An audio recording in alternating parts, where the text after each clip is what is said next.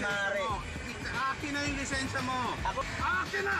Ito ang viral video na kuha ng isang truck driver. Kasunod yan ng pagharang sa kanya ng isang pribadong motorista sa kahabaan ng C5.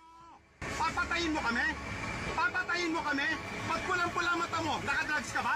Hindi pa malinaw kung anong pinagmulan ng tensyon ng dalawang panig mga paps, pero makikita sa viral video na pilit kinukuha ng pribadong motorista ang lisensya ni kuyang truck driver. Pwede ba yung ganun? Kaya kinuha natin ang pananaw ng mga eksperto kung kailan lang ba dapat na kinukuha ang lisensya ng isang motorista.